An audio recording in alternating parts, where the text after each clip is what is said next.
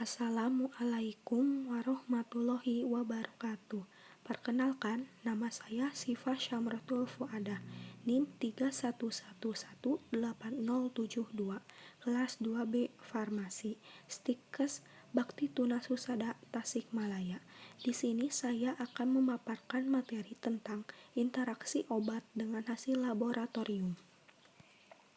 Interaksi obat dengan hasil laboratorium merupakan interaksi yang terjadi akibat penggunaan suatu obat yang dapat mempengaruhi atau mengubah akurasi hasil diagnostik uji laboratorium, sehingga dapat terjadi positif palsu atau negatif palsu.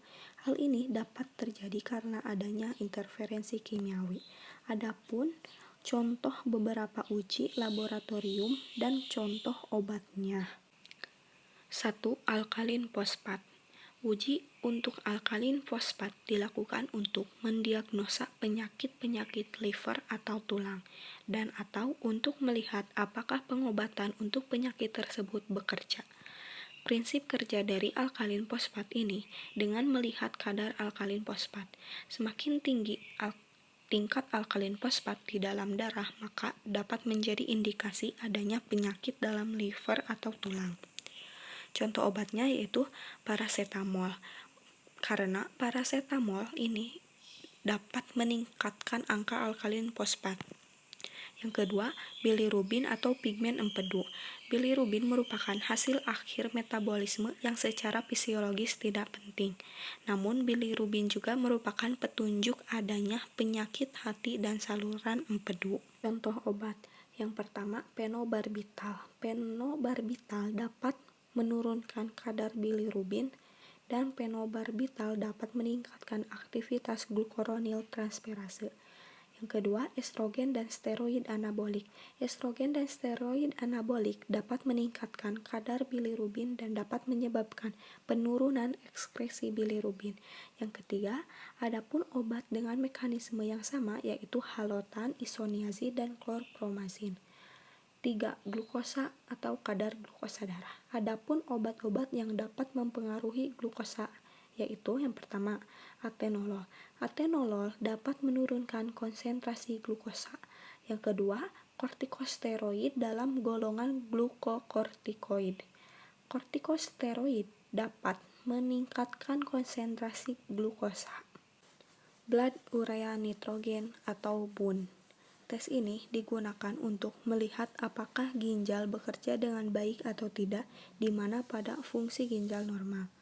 BUN tes dilakukan dengan mengukur jumlah nitrogen yang berada dalam darah yang berasal dari urea. Contoh obatnya,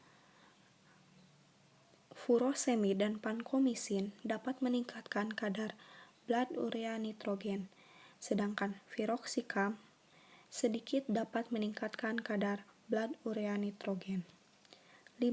Kolesterol.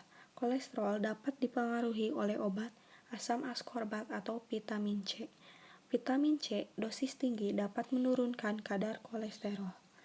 Yang keenam, kreatinin serum. Kreatinin merupakan produk sampingan dari hasil pemecahan fosfokreatin di otot yang dibuang melalui ginjal. Sehingga bila fungsi ginjal menurun, kadar kreatinin darah bisa meningkat. Contoh obatnya, yang pertama, obat golongan AINS. Obat golongan ini adalah diklofenak, indometasin, asetosal, ibuprofen, dan lain-lain. Obat golongan ini dapat menyebabkan resiko menurunnya fungsi ginjal, sehingga dapat menyebabkan meningkatnya kadar kreatinin dalam darah. Yang kedua, amfoterisin B. Amfoterisin B dapat menyebabkan penurunan filtrasi glomerulus yang berakibat pada penurunan fungsi ginjal, sehingga dapat menyebabkan kadar kreatinin dalam darah meningkat. 7. Transaminase. Uji ini dilakukan untuk mendeteksi adanya kerusakan pada hati. Untuk mendeteksi adanya kerusakan pada hati, pemeriksaannya dapat dilakukan dengan pengukuran SGOT dan SPGT. SGOT dan SPGT keduanya terdapat dalam sel hati dalam jumlah yang besar dan ditemukan dalam serum dalam jumlah yang kecil. Kadarnya dalam serum akan meningkat ketika sel rusak atau membran sel terganggu. Contoh obatnya, obat yang dapat meningkatkan nilai SGOT dan SPGT ialah antibiotik, narkotik, vitamin, antihipertensi, teofilin, golongan digitalis, kortison, flurazepam, propanolol, indometasin, isoniazid, rifampicin, kontrasepsi oral, salisilat, dan injeksi intramuskular. Isoniazid, obat ini dapat menimbulkan ikterus dan kerusakan hati yang fatal akibat terjadinya nekrosis multilobular, sehingga hal ini menyebabkan peningkatan aktivitas enzim transaminase. Kemudian rifampicin, obat ini dapat meningkatkan hepatotoksik sehingga menyebabkan peningkatan aktivitas enzim transminase. Dari materi interaksi obat dengan hasil uji laboratorium dapat disimpulkan bahwa hasil uji laboratorium dapat dipengaruhi oleh obat-obatan yang dikonsumsi sebelum melakukan uji laboratorium.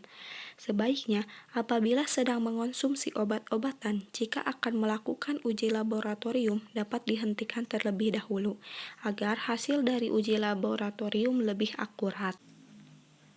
Sekian pemaparan materi tentang interaksi obat dengan hasil laboratorium. Mohon maaf apabila terdapat banyak kesalahan dalam pengucapan. Terima kasih. Wassalamualaikum warahmatullahi wabarakatuh.